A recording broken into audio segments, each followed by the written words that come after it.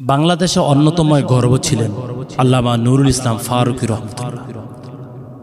যার স্বপ্ন ছিল, যার তামান্না ছিল, যার আকাঙ্ক্ষা ছিল শুধুমাত্র একটি, বাংলাদেশের প্রতিটি আলেম একসাথে কাঁধে কাঁধ দিয়ে বুকের সাথে বুক মিলে হাঁটবে, চলবে, একই কথা সকলে মিলে বর্জ্য কণ্ঠে আওয়াজ তুলবে।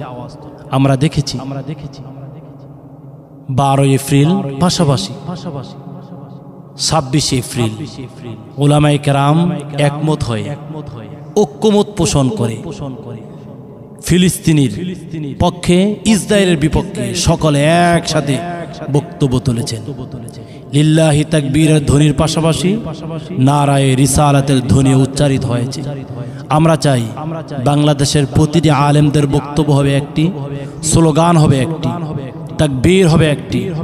স্লোগান, তাকবীর একসাথে যদি প্রতিটি উলামায়ে কেরাম, প্রতিটি সমাজের উলামায়ে কেরাম, প্রতিটি গোত্রের উলামায়ে কেরাম, বাংলাদেশের প্রতিটি উলামায়ে কেরাম, প্রতিটি আলেম সমাজ যদি এক বক্তব্য দিয়ে যদি দাঁড়াতে পারে, ওই নিকৃষ্ট জঘন্য পৃথিবীর যত নরপিশাচ রয়েছে, যত জঘন্য মানুষ রয়েছে, রক্তশোষা সরকার রয়েছে পৃথিবীর যে কোনো রাষ্ট্রতে, আমি দৃঢ়বিশ্বাসের সহিত বলি আমাদের দুটি শক্তি রয়েছে।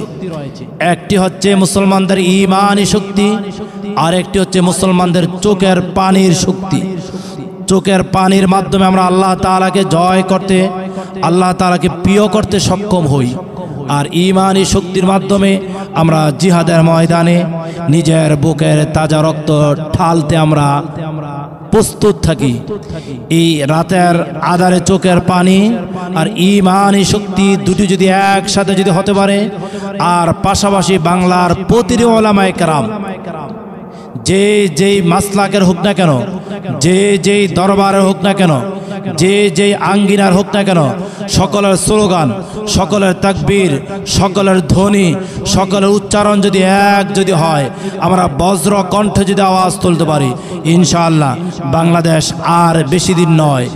এক স্লোগানের নিচে, এক পতাকা তলে, এক লিল্লাহি তাকবীর আল্লাহু আকবার নারায়ে রিসালাতের স্লোগান নিচে যখনই চলে আসবে, তখন বাংলাদেশ ইসলাম কায়েম হবেই হবেই হবে, যেটা আমরা ইতিমধ্যে দেখেছি 12 এপ্রিল এবং 26 এপ্রিল, এই দুদিনেই আমরা দেখেছি উলামায়ে কেরাম একই সামিনার নিচে একই পতাকা তলে অবস্থান করেছে। আল্লাহ তাআলা আমাদের সকল উলামায়ে কেরামের সেই স্বপ্নকে তৈরি করুক। যেটা বলছিলাম, আল্লামা নুরুল ইসলাম ফারুকী রহমতুল্লাহর এই স্বপ্নই ছিল। তিনি, আমি আশা করি তিনি এই স্বপ্ন দেখার চিন্তা হাজারো দিন দেখেছেন, কিন্তু আল্লাহ তাআলা তাকে নিয়েছেন। কিন্তু তারপরও বাংলাদেশের সকল উলামায়ে কেরাম একই পতাকা তলে আসার সুযোগ হয়েছে। আল্লাহ তাআলা আমাদেরকে আগামী দিনও একসাথে কাঁধে কাঁধ দিয়ে বুকের সাথে বুক মিলিয়ে কাজ করার তৌফিক দান করুক। আল্লাহুম্মা আমিন।